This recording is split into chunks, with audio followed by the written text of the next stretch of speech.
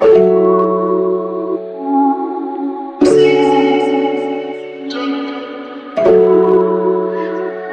afternoon, ladies and gentlemen. Thank you, happy viewers.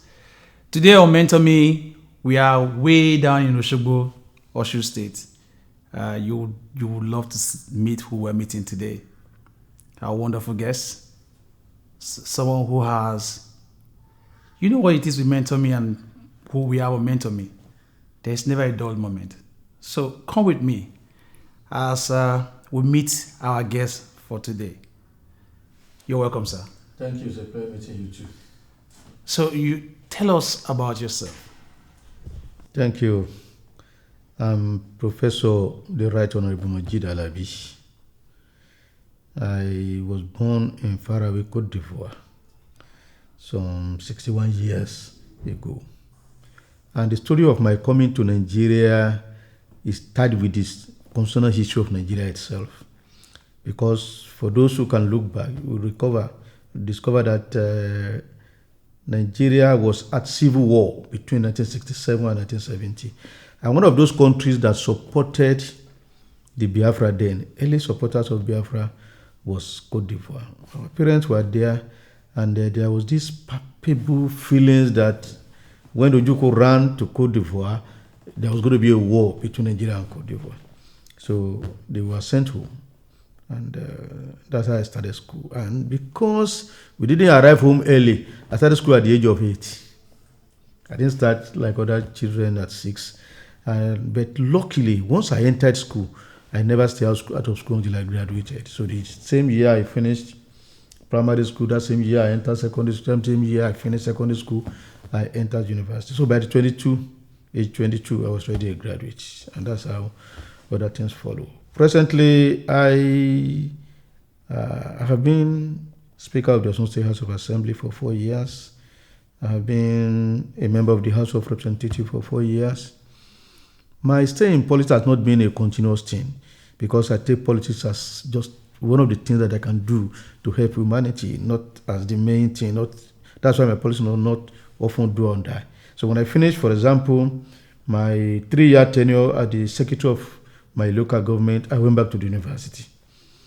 After acquiring my PhD, I returned back to the academics. When I finished that one, I went back to academics again. And I made up my mind I wasn't going to return to politics until I got to the zenith of my career. So I got to the zenith of my career in 2011. And by 2014, I returned into politics. And here we are today. Okay, so in a nutshell, we've had this situation where people keep saying that education is a scam based on some situations that we see amongst the current generation of the young ones. We know there are things that they've seen that will actually formulate such thoughts in their mind. If you had to speak to a youth director right now with such a mentality, what would be, not entirely trying to use what is the norm to dissuade him, or like based on what you've gone through as a human and the challenges you've been through, what would be the encouragement you want to give to them with a very significant example? Education is not a scam. The story of my life is not as easy as I have just said it. There were turbulence, there were turns in my way, and I just had to persist to be able to summon each and every one of these. Even like I told you, I started school late. Even entering my days in the primary school was unlike many other. My parents were in Côte d'Ivoire. I was living with my uncle, and fortunately for me, many things that people do at younger age, I didn't have the opportunity because most of the time I stay in my uncle's shop, and that gave me the opportunity of spending the whole of my time reading and reading and reading. We weren't allowed to go to party. We weren't allowed to go to many things. In fact, I think the only time we had opportunity to go out in our house was during on the December 24 and December 31. Although we are Muslim family, but in those days in Nigeria, nobody look at that. It was 24, you have to go to the church to go and pray. It is 31, you have to go to the church to go and pray. Apart from that, we enjoy a measure of discipline, and that should signal to the parents of nowadays. Children are expected to be nurtured from home. Many of the parents have left that responsibility to the school, so that by the time the children were spoiled in their respective home, when they got to the institutions, a child that not have much regard for his or her parent, he could not be expected to have much regard for those he or she did not even know, who just happened to come to class and he or she met them. So I think if we must change that trend, the culture of believing in yourself, the culture of thinking that you can do, should be from home. Once that one is solved, then you can continue.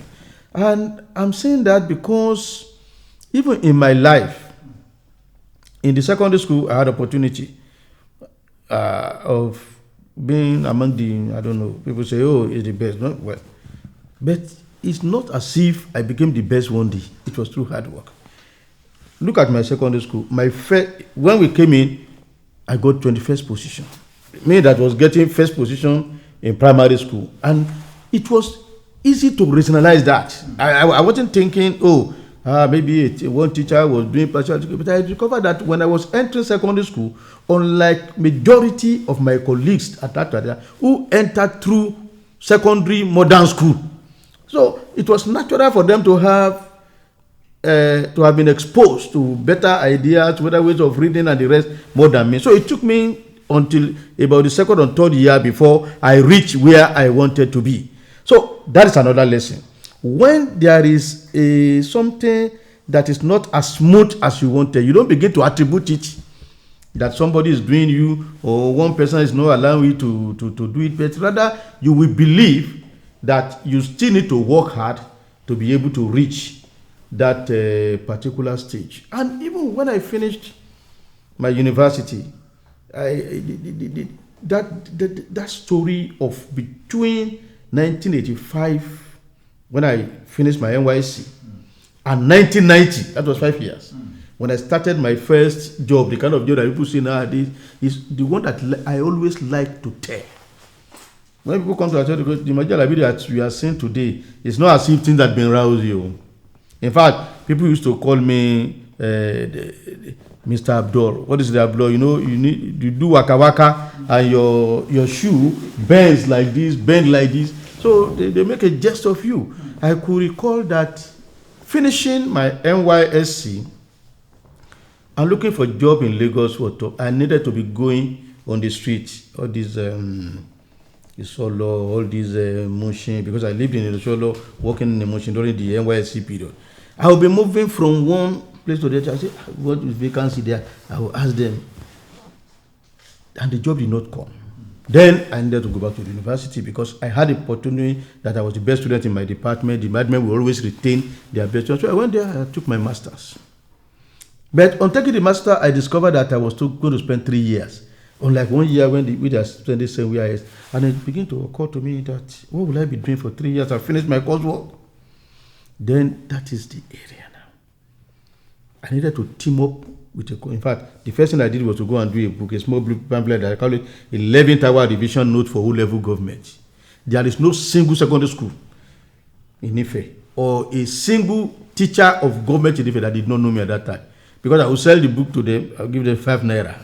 They will take 1 naira and my own will be 4 naira. It doesn't mean that you are going to get that money immediately, you give it to them, for some time. You have to be going to them over and over again before you can recoup your money. But at least you get something.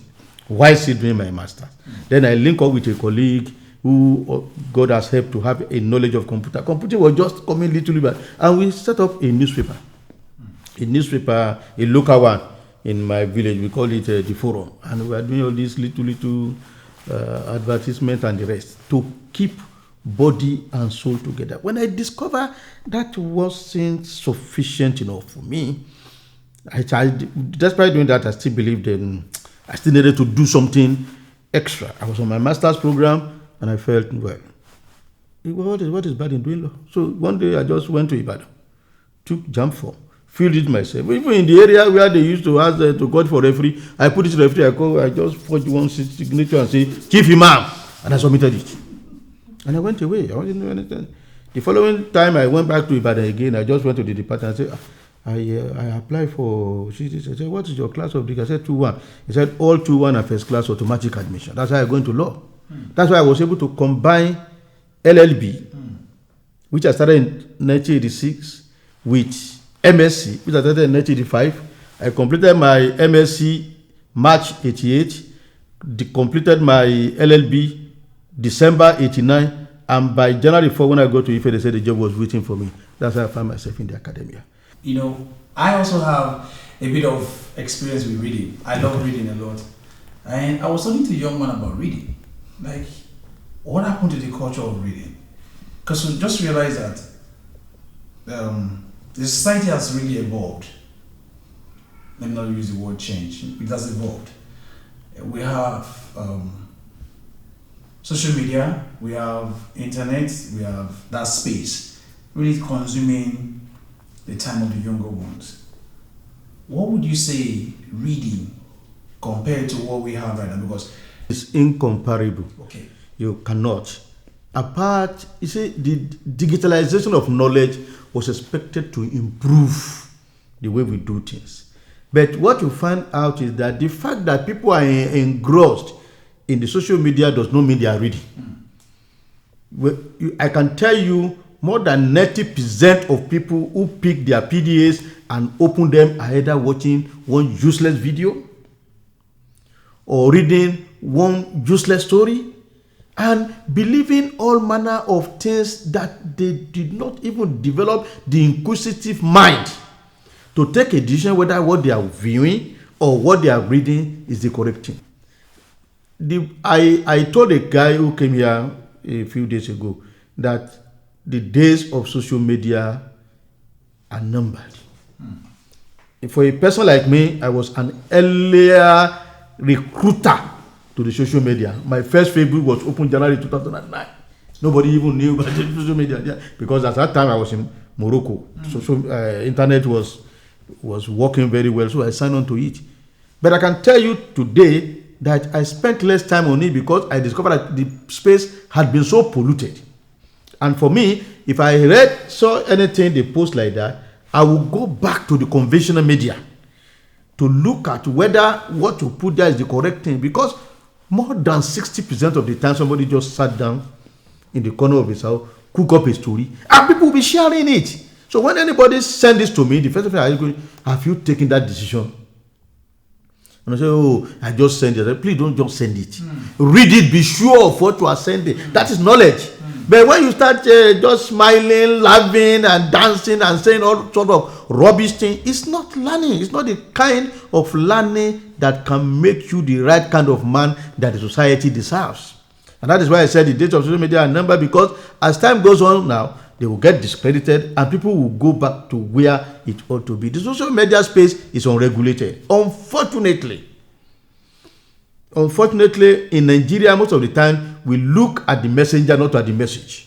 The other time that Senator Dino Melaye was trying to raise the issue, people take in terms of the rot he are doing, people take in terms of his own irritancy, and they don't want to believe it. But the truth is that the social media is flouting a preponderant number of our laws in Nigeria. The law on sedition, the law on free speech, and the rest. Even under the Constitution in Section 45, that does not mean that you have free speech. Does not mean you can say anything, because it said there are restrictions and derogations from fundamental rights. So when you are talking of press freedom, for example, you have to ask yourself, there must also be press responsibility. So the reading that people are doing now is not the kind of reading that will grow our society. It's rather the kind of reading where people will pick the wrong things, and the effect is what we are witnessing today. So it's incomparable, because apart from that, in those days, you need to stress yourself to even buy those things. I could remember I would leave Ejibo. Any opportunity for me to go to Ibadan, I will go to Dubai. I will be moving around all the streets. You will see some of all those old books. They will put them on a mat like this.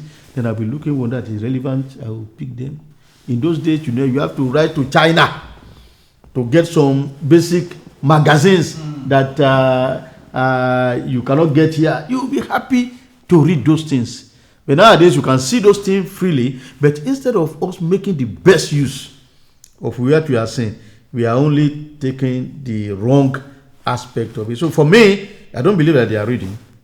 The social media has been polluted, and we need to do a lot of regulatory reforms to be able to bring the social media within a system that will help us grow our education, rather than turning our boys into drug addicts and the rest that we are witnessing today.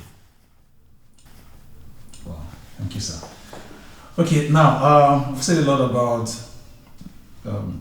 your experience with education generally. I want to delve a little bit into your personal life in terms of what you've really done for the society as it stands. I mean, you've fortunately, let me use the word fortunately, you grew in a time where you had not less distraction in terms of social media activities. I know that, and then how you've taken your life to where you are right now. Now, for what the program stands for, which is Mentor Me. Now, if someone's watching out now to you, looking up to you as a mentor, right? What are the things you've done in the space of time that you've been active, both politically and in the academia? What have you really done to actually have people toward the line that you have done? Thank God I have the opportunity of impacting the life of people through the academia, through legal practice, and that is the one that people seem to know more, through politics.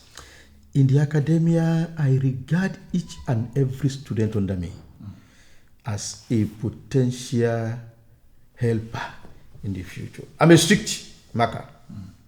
I'm good in class, my students say that, but I'm also strict. I want you to do your work and turn it on time. So if you must pass through me, I will let you know that your education is first and foremost. For instance, I was talking to a few students about a week back. I told them I wasn't a triangular student in my university. I was the best in my class. I was in the student union. I was in the Muslim Society. I was in journalism. I was doing all manner of things. But first and foremost, I won't forget the fact that I could participate in all those extracurricular activities. First and foremost, because I was a student of the University of Ife.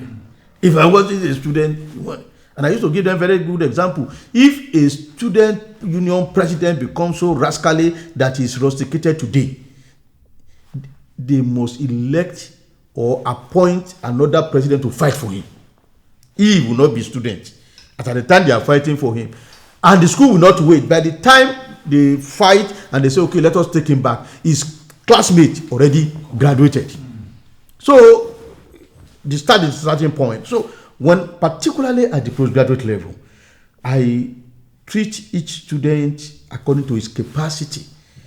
And if a student will not go, he or she will have known. In fact, I have this attitude that if they bring people to me and I'm looking at their work, I discover that this is unlikely to move. Everything I do on that paper, I will write it down and I will do a photograph copy of it, put it in mind. So that any day there is a problem, they are delaying me, please, I've been saying this to you. And in politics, of course, our responsibility when we find ourselves in position of authority is to try as much as possible. Unfortunately, I made a mistake. When I was, you see, sometimes you need to balance the influence of the society with what you are carrying in your head, maybe by way of religious dogma or the rest. As a Muslim, the thing at the back of our mind was whatever your right hand does, the left hand will not do it. So when I was Speaker of the Osun State House of Assembly, for instance, people that I helped, I didn't keep record of it. I just do it, and I believe, let God reward us in heaven. As the something of teachers, the reward of a teacher is in heaven. But the repercussion wasn't very palatable when I wanted to contest again in 1999.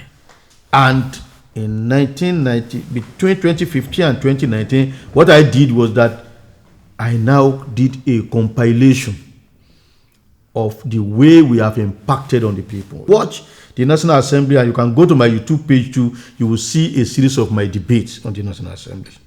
I was forthright. In fact, at the stage I heard the National Assembly for a whole one hour because they weren't doing the kind of thing that they wanted them to do. So I was there and I did my bit, both in terms of oversight, in terms of lawmaking, in terms of practical debate on the floor of the House. And then when you come to my constituency, I did a number of projects. We helped a number of communities with distributed transformers. And I think on my transformer, I had about 9 communities that enjoy 500 kVA transformers at that material time. I may not be able to remember all the names now, but I'm sure that if you go to communities like Owode Ede, you will see my transformer there. If you go to community like Sasaiko Solo in the Jibu, you will see my transformer there. If you go to Adeorioki, you will see my transformer there. Apart from that, we organize empowerment program for the youths because we found that there are some young individuals who had certain skill or capacity, but maybe they lack the necessary wherewithal, and we try as much as possible to do that for them. At a stage, people begin to nickname me as the man of Okada because I distributed virtually almost 300 motorcycles. And people now ask me, are you asking graduates to be driving motorcycles? I say, no. The essence of giving you is to enable you to use it to empower yourself. So I have a guy today who I can even mention his name online. I don't know how we feel. Who came to me and said, "Oh God, the motorcycle you give me on so day, I've translated it into the come and do prayer for him in that shop." That's one. Yet I have another one that today you even ask him, he doesn't even know where he put it. Different foods for different for different individuals. Of course, we sponsored quite a number in terms of giving scholarship, education grant. I cannot pay my school fees and the rest. And I don't feel I should mention those names because we never intended that you are going to be ceremonizing that. It's just feeling that anybody around me, whenever I'm in office, I tell everyone coming from me that you must ask yourself, what have you gained in 4 years? If any one of them, but there was a time that one of them was misbehaving. He wasn't doing the kind of that I expected. I said, go and call your mom. Mom can say, come home. You won't come tomorrow and say, my child worked for so for 4 years. He didn't say, this is what he has taken. This is what he has taken. This is people who is taking more money than this is what they are achieving. So please advise him too. Because I used to have what they call Adonbari Matusi. It doesn't have to be rich a lot, but you must have something. That is why we said, when you ask, if you go to my constituency now, they ask them, what is the slogan? The slogan is, Mojeed Alabi doesn't give money alone. He doesn't give fish. He teach you how to fish. Because the most important thing is people must be empowered. When I was in National Assembly, for instance, there was somebody just came to me. I said, "Oh God, we must be doing something for people who are coming to meeting." I said, "What do we do?" He said, 50,000 naira. Once you go, you take 50,000 naira. When people come to your meeting, as they are going, we put it in small denomination of 100 naira. You give them, and there will be noise in the town that is giving money. I said, if it is 50,000 naira, I will give you 50,000 naira. But I'm not going to do it the way you want. Instead of doing that, instead of giving 100 naira to everybody, which they cannot use to do anything. Every month, look for people who 10,000 can have meaning to. Then that of 50,000, give to 5 people. In this meeting that we are attending, look for 4 people who are coming to that meeting. Then look for somebody else who is not a member of that meeting to make 5.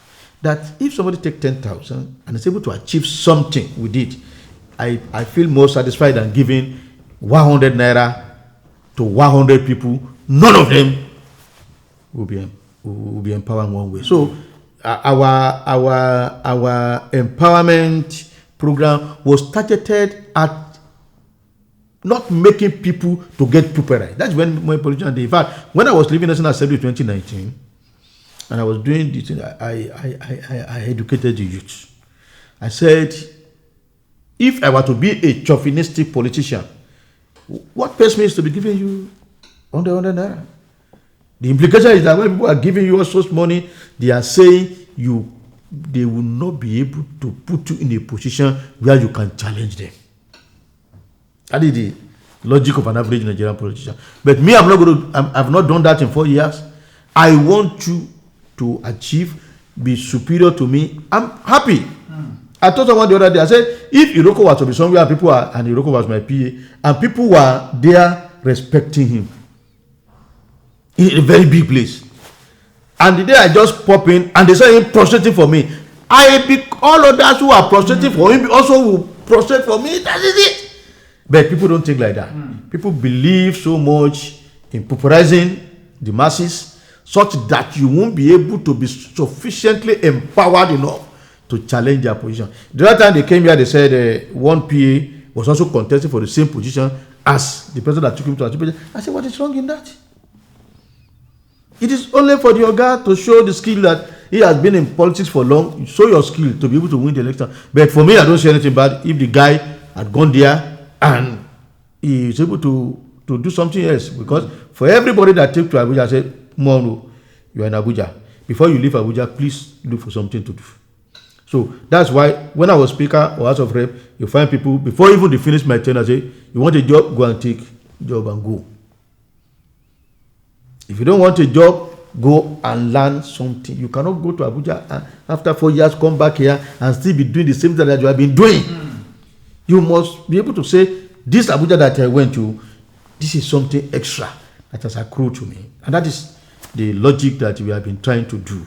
Because for me, the belief today, I have a pool of supporters, a pool of political hangers-on who, whether I am available or not, can stand on their own, because we made them to be able to stand on their own rather than depending on me. For instance, I have a group that we call Itesiwaju.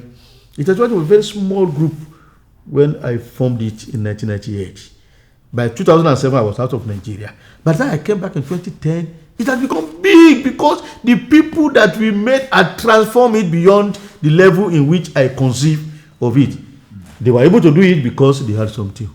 Assuming they didn't have anything, there was no way they could have been able to grow the platform before I returned from my 3-year sojourn outside Nigeria. So those are the kind of things that we try to do, and those are the kind of things that I expect every vibrant young element who is following any politician to be asking for.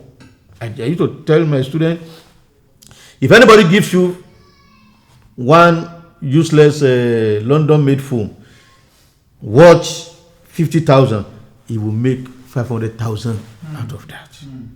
So what is important is ask for what can I use my hand to do. Let him, if he really likes you, let him empower you. Let him assist your education. Let him assist your skill. Let him buy equipment for you. Let him help you to roof your house that is getting dilapidated. Let him help your child to travel abroad. Those are little things. But it's been wonderful. But we can't take away from where you're coming from, because we need to talk about who your mentors are. What was it like with your mentor? Who are the people you actually looked up to as mentor in terms of academia, in terms of your politics? Because I know you have these two as your strong forte right now. So in terms of academia, who are your mentors that you looked up to? Who did you tailor your life towards? In terms of politics, who did you look up to And who would you say his style of politics has actually helped you? Thank you. I have mentors, both in academia, particularly, and in mentorship. Not many of them. Okay. The one person that I cannot forget in my life is the late Anthony Oyewole. He died less than a year ago as the Asiwaju of Modakeke. And what is the unique thing about him? He taught me in the undergraduate days. We didn't know each other very much. And he taught me in MSc. And he supervised my project. He was hard on me. But, so I used to be scared of him. But I did my best and just left. So the day I came back for my result, he just changed and was embracing me. I was surprised. And he said it was Sam Oyobare, who later became a minister, I think during the military era, who was then at Uniben, who came to Ife for acting examiner, and that when he finished my project, he wrote 71%. Oyobare raised it to 75 and said, don't let this boy leave academics. And that Baba stayed up to that. That was why immediately I returned for my master's. They worked to make sure that I got a fellowship of the university for 3 years, at least to put a body and soul together. But that is not even important.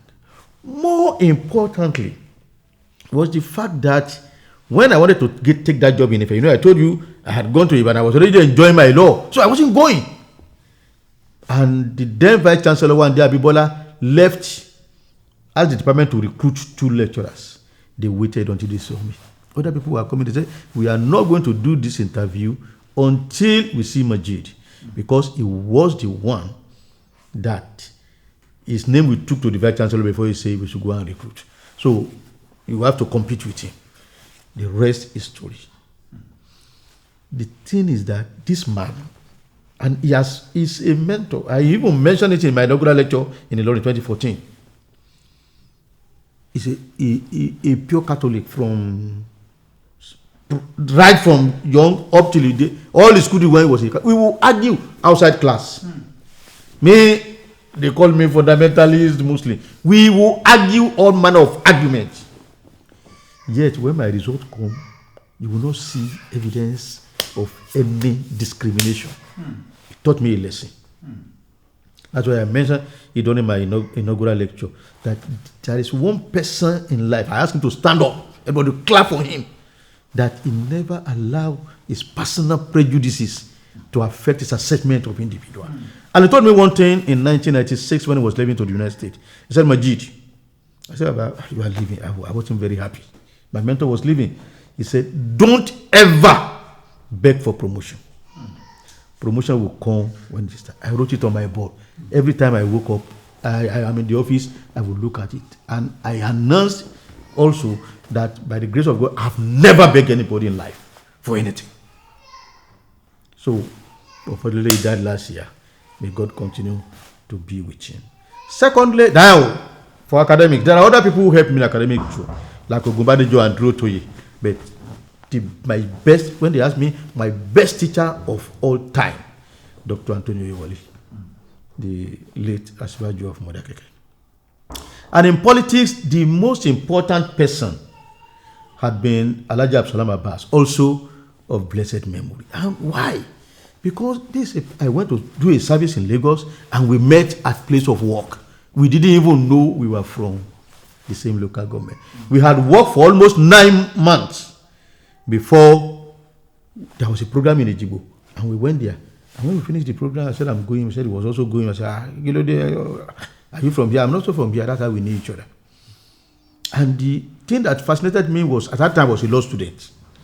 And I was happy to see somebody who was a lawyer, and I gravitated towards him. It taught me a number of lessons in life that continued. In fact, he was the first person to apply, because me, I didn't like politics. So he became local government chairman, and he just asked me to come and be his secretary. I won't forget him in my life. And the third person that I have learned from, because a mentor need not only be somebody you pass through, but somebody you also look and see lesson in his lifestyle. is the former Chief Bisi Akande. We didn't know each other before he got into government. I got into government on my own. He got into government on his own. Don't forget our government wasn't even friendly at the Onitsha. You fought. But what was it? Immediately we finished the issue of impeachment, the heat was on me to be removed. I wasn't there. But the story I had, which were later confirmed through my interaction with him, was that Baba said, okay, Mojeed is bad, but he still remains the best, and we should put the best as our speaker. Not many people will do that. They want to say, oh, that guy that was there when they wanted to impeach me, we must also remove him. And that's how we began our friendship, to the extent that even when the impeachment was to be taken, and in Ibadan, they were doing impeachment, removing governor with in D. Rovers, in Kano, in Plateau, they were removing governors at 4 a.m. I insisted in my own, it must be done in the daylight. And when the voting came, 13 to 12, people were saying, oh, no, that is a majority. I said, no, that is not a majority. The constitution says 2/3, which is 18. So we did that one. And later on in life, when I had opportunity, there was a pressure on me to move to PDP, to come and contest. But a former governor in this state offered me to come and contest. Every time I look at the back, I say, what will I tell Chief Akande? Everybody need to have somebody that you can ask. The only reason why I didn't move there was, okay, we didn't fight. He has built confidence in me over a lot of time. If I now decamp, what will I tell him? That was the only reason why I didn't go. Even in the National Assembly, when the National Assembly, so many people will be giving, there were so many things that come. You only refuse to do. I tell people that if I didn't mess up in the National Assembly, it's not because I didn't see. It's only that the one thing is, once they introduce me to something, I say, assuming Chief Akande hear this, what will I tell him? So, to that extent, I believe he has also been able to. Because I wrote a letter to him on one day. I said, it's like I want to quit. His reply was, don't quit. What you are witnessing is what I was witnessing some 40 years ago. So, anytime I remember that, I say, okay, what I'm witnessing is just a passing phase. And today, Akande is being celebrated by everybody. Some of those who were anti-Akande in the past, because the man has been able to stand tall. That is why today, when it comes to politics, which is the one main thing that I'm doing now, I look towards. In fact, he's the only one of my 3 mentors that is still alive, and we pray God to make him live longer. What I want to say next is concerning where you are and where you're looking at in terms of academia. Yeah, I have published though. Okay. I have published though. I have not less than 5 books. And in terms of journal article, they run in excess of 100. But I will discuss my books. The first one was The Supreme Court in the Nigerian Political System. It was published 2002. And the main thrust of that book is that you cannot talk about politics without looking at the legal dimension of it. And there is nothing you call legal. The legal itself also has its political undercurrent. So we look at the interchange between politics and law in the Supreme Court in the Nigerian political system. My second book was on the legislature. By the time I wrote the second book in 2010, I had been Speaker of the House. I had got interested in politics, and I'm seeing the legislature as an instrument of law as well as an instrument of politics, because legislators don't just play politics like that. They have to make law. At the same time, those laws they are required to make have political undertones. So I did that book in conjunction with my friend, who is now the Vice Chancellor of the University of Ilorin. We titled it The Legislature in the Government of Nigeria. Then immediately after, a year later, I did another book to chronicle the years of Adejare Bello in the Osun State House of Assembly. You know, Adejare Bello was my student, although a year older than me. He served under me as the Speaker of the Osun State House of Assembly. But viewing it, like what I said the other time, I don't mind people under me. I saw him that he has taken the Osun State House of Assembly far, far beyond what I had imagined when I was leaving the Osun House of Assembly. So I put a pressure on him. Let me chronicle this regime, and I titled it Speaker Bello's 3 years, 12 years under 3 administrations in Osun State. No, such an opportunity is rare. He served under Akande, he served under Oyilola, and when Rauf came, he also served under. You are unlikely to see any speaker that had such an opportunity. That was in 2011, and by 2014, I delivered my inaugural lecture at the University of Ilorin. And the inaugural lecture is titled "Politics and Law: Anatomy of the Siamese Twins." That there's no way you can talk about politics without talking about law, or talking about law without talking about. They become inseparable, and that was the icing on the cake, which, like a summary of my intellectual space within the academia. But nonetheless, thereafter, immediately in 2016, I published a book because in looking at law, we discovered that the operation of the legal system cannot be separated from the political system. But then there are many challenges. And therefore, the practice of law cannot really be effective until we also look at supranational opportunity to put on our system. For instance, Nigeria has been a signatory to many instruments, human rights, women empowerment, and the rest. And we see to what extent can we use those external instruments to deepen the legal system in Nigeria. So I went to study the ECOWAS court, and I examined the role, because people have been studying ECOWAS, but nobody has paid attention to the role that the court of law of ECOWAS can play. So I published one in 2016. And last year, 2022, I published another book. I titled it Constitutionalism in Nigeria: Politics and Law in an Emerging African Democracy.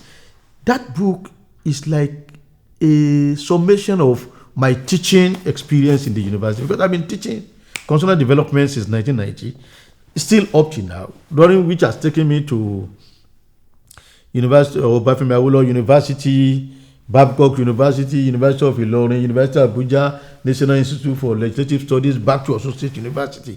And all those years, I've been trying to produce a book that somebody can hold and let's have an idea of how politics of law has played in Nigeria. So, by the grace of God, I got it published last year. And the latest one, which came out in March 2023, is to examine the role of the legislature in the politics of the Fourth Republic. And I did that one with one of my own students, wow, who has now become a big man in a university in South Africa, Omololu Fagbadibo. And the book is entitled "The Legislature in the Politics of the Fourth Republic of Nigeria." It came out. In fact, I'm still expecting my hard copy. They have sent the ebook to us, which we are already using. In fact, it's with DHL. I tracked it yesterday. It's here to arrive Lagos. What would you say about parental influence on the award? Is there any separation from what we are seeing about the teenagers of today and parenting? Parents have important role to mold their children. Contemporary times also require that children be allowed to develop their own innate ability. While we encourage parents to play their parental role of nurturing, they ought not to force anything down the throat. I'm in the academia. We've seen children say, "Oh, I'm a lawyer. My child must be a lawyer." The guy who read law will underperform. You allow children to develop their own innate ability. One thing I tell them is make sure that you do what you enjoy doing. That is why today you find people who say, "Oh, he was a lawyer, yet he's a theater artist." Because at the time they were looking at all those highfalutin courses and they were doing it. not looking at the child's own innate ability. But one area that we must also de-emphasize is the undue pressure, not giving children the opportunity to exhibit their God-given talent. I used to tell people in Yoruba, some people, they will not allow their children to mix. Yeah, we know there are security challenges, but there are opportunities for children to see how the outside world looks. If you keep a child within the confines of your house, the day you send him or her out to the university, the freedom just descended on him or her. He or she does not know how to use it. But if during the period they are there, you allow them to go, if he or she comes late, you know where she's going, or he. If she comes late, you know how to discipline, you warn him. So by the time the freedom starts coming, it will be gradual. Rather than just taking a child from a caged environment into a place where the freedom is there. The child will misuse the freedom. That is why somebody was talking to me about 3 days ago that more than 80% of our young kids now are on one form of drug abuse or the other. I don't have the statistics, but the man was saying it. It's because immediately you give them that, they are so free and they begin to emulate their peers because there are nothing, and by that time, parents will not be there to correct them again. They will even not go home. You declare holiday. Instead of them going, oh, we are doing something in school. So where we are trying to guide our children to the best, but at the same time, let them be seeing element of freedom so that we can train them.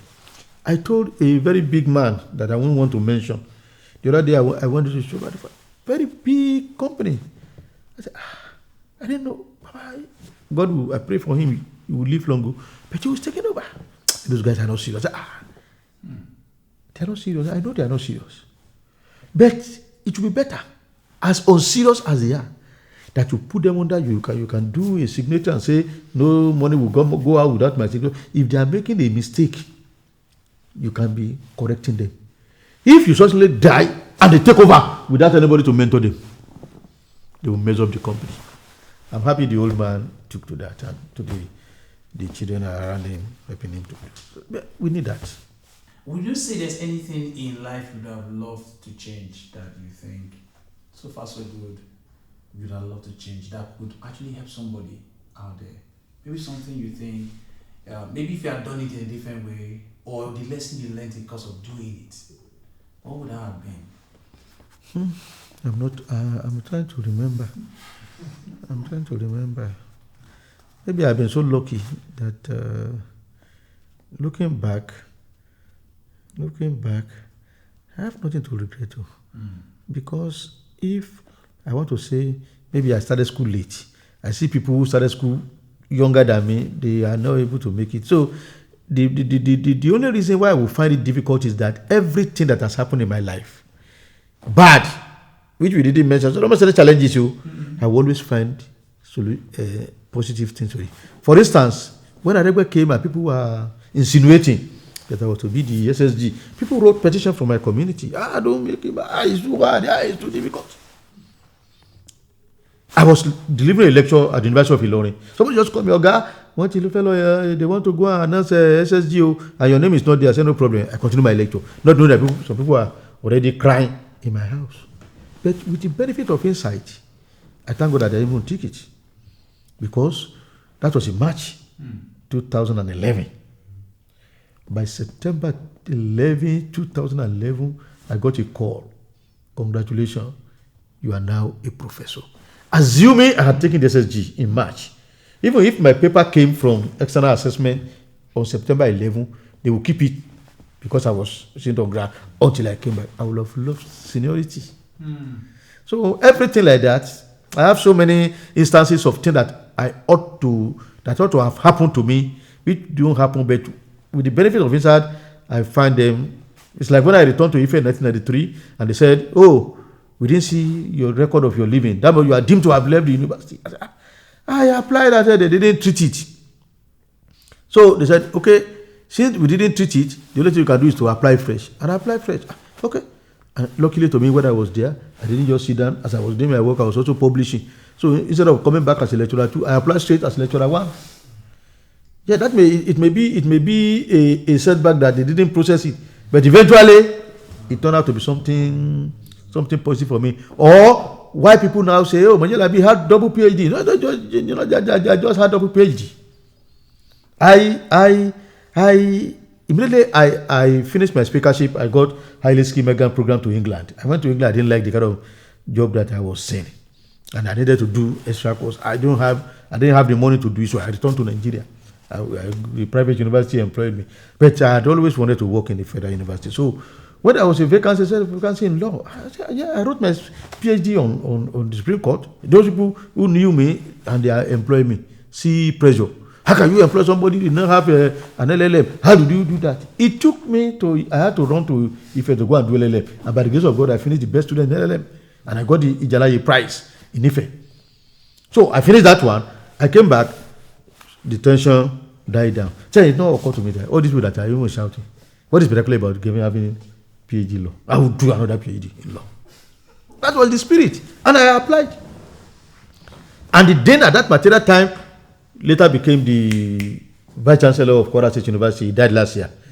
He was my student in Ife, but he was my Oga in Ilorin. Because you know me, I've gone into politics, I came back. And he did the interview. And the following day they called me Oga. He was my Oga, but he used to call me Oga since he was my student before that.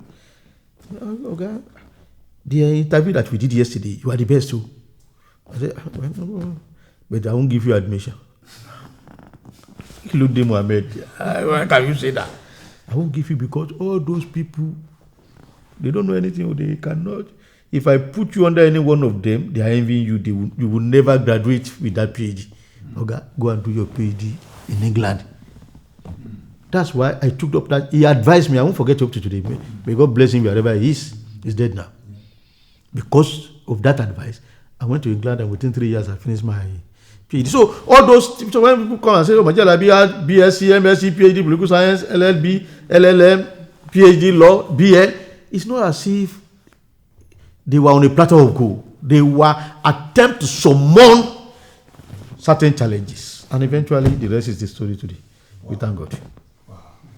So in essence, when life gives you lemon, you make lemonade.